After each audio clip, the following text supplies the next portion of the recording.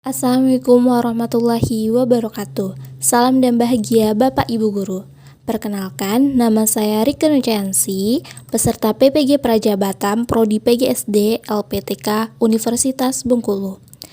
Baiklah, saya akan memaparkan tugas topik 2 demonstrasi kontekstual mata kuliah Filosofi Pendidikan Indonesia, strategi dalam mewujudkan pemikiran Ki Hajar Dewantara, yaitu pendidikan yang berpihak pada murid. Menurut Ki Hajar Dewantara, tujuan pendidikan yaitu menuntun segala kodrat yang ada pada anak-anak agar mereka dapat mencapai keselamatan dan kebahagiaan yang setinggi-tingginya, baik sebagai manusia maupun sebagai anggota masyarakat. Oleh karena itu, pendidik tidak dapat menentukan dan berkehendak akan hidup tumbuhnya murid. Yang bisa pendidik lakukan adalah menuntun tumbuh atau hidupnya kekuatan-kekuatan itu dengan mengarahkan segala upaya untuk memajukan perkembangan peserta didik. Adapun dasar filosofi menurut Ki Hajar Dewantara. Ki Hajar Dewantara mengibaratkan peran pendidik seperti seorang petani. Layaknya seorang petani, ia menuntun tumbuhnya padi, mengusahakan kondisi yang terbaik agar padi dapat tumbuh sesuai kodratnya. Anak-anak tumbuh berdasarkan kekuatan kodratnya yang unik. Tidak mungkin pendidik mengubah padi menjadi jagung ataupun sebaliknya, menurut Ki Hajar Dewantara. Oleh karena itu, pendidik tidak hanya pembelajar yang memberikan pengetahuan, tetapi mendidik keterampilan berpikir, mengembangkan kecerdasan batin para peserta didik. Pendidik berperan sebagai pamong, memberikan tuntunan agar anak dapat menemukan kemerdekaannya dalam belajar.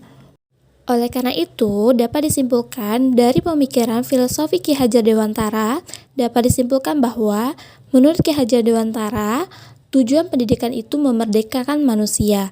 Merdeka artinya yaitu selamat dan bahagia, selamat raganya dan bahagia jiwanya. Dalam proses pembelajaran, hendaknya dapat menuntun peserta didik mendapatkan keselamatan dan kebahagiaan dengan cara menghamba kepada peserta didik. Menghamba kepada peserta didik artinya di sini menekan pada minat, kebutuhan, dan kemampuan individu, menghadirkan model, metode belajar yang menggali motivasi untuk membangun habit atau menjadi pembelajar sejati. Selalu ingin tahu terhadap informasi dan pengetahuan, suka dan senang membaca, sehingga memunculkan karakter profil pelajar Pancasila. Makna menghamba kepada peserta didik yaitu ada 3 menurut Ki Hajar Dewantara: Ingarso Sang Tulodo, Ingmadeo Mangunkarso, Tutwuri Handayani. Pendidik memberikan tuntunan sesuai dengan tahap perkembangan peserta didik secara budinya, cipta, rasa, dan karsa, serta pekerti, tenaga sesuai dengan kodrat peserta didik.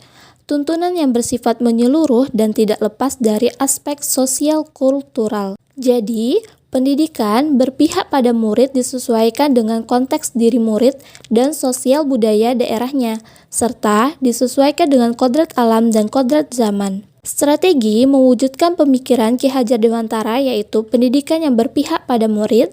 Yang pertama yaitu melaksanakan pendidikan yang bersifat holistik atau menyeluruh serta seimbang dalam memfasilitasi pengembangan cipta, rasa, dan karsa peserta didik.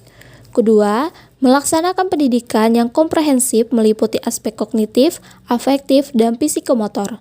Ketiga, melaksanakan pendidikan sesuai dengan konteks sosial dan budaya peserta didik berdasarkan kodrat alam dengan kodrat zaman. Keempat, melaksanakan pendidikan sesuai dengan tahap perkembangan peserta didik.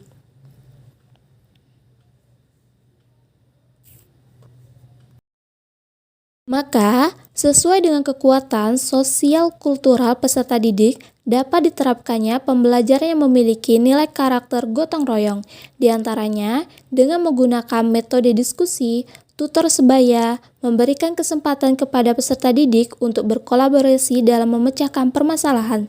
Selain itu, pembelajaran juga disesuaikan dengan karakteristik peserta didik, sesuai tuntunan zaman abad 21, maka pembelajaran hendaknya berbasis teknologi yang inovatif sehingga peserta didik merasa senang dalam belajar. Baiklah, itulah tadi pemaparan saya tentang demonstrasi kontekstual topik 2 mata kuliah Filosofi Pendidikan Indonesia yang saya lakukan. Sebagai guru, jangan berhenti untuk belajar, berkarya, dan berbagi. Terima kasih. Wassalamualaikum warahmatullahi wabarakatuh.